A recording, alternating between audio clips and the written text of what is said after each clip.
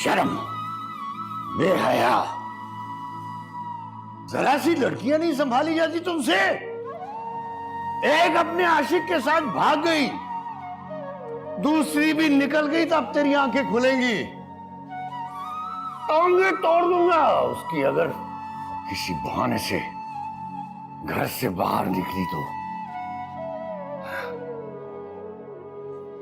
मुझे किसी को मुंह दिखाने के काबिल नहीं छोड़ा, मुंह छुपाए घर में बैठा रहता हूं। तुम लोगों को तरस नहीं आता मुझ पर? मस्जिद में भी जमात के साथ नमाज पढ़ने के लिए सबसे बाद में जाता हूं,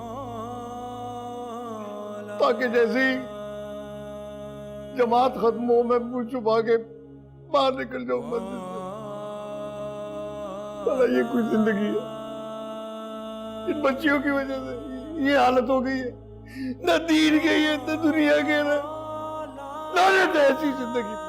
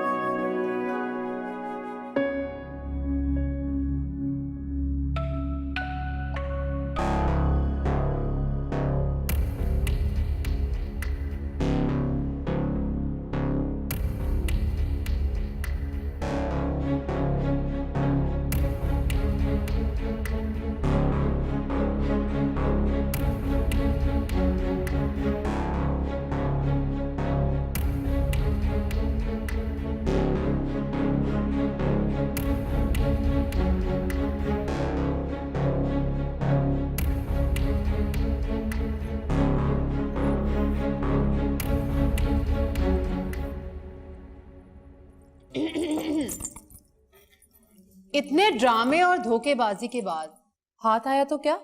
रिक्शे की सवारी। लेकिन रिक्शे की सवारी बस की सफारी से तो बेहतर ही। हाँ ये तो है। मुझे तो बसों में सफर करने का सोचकर ही बुखार चढ़ने लगता है। कभी किया जो नहीं ना, इसलिए।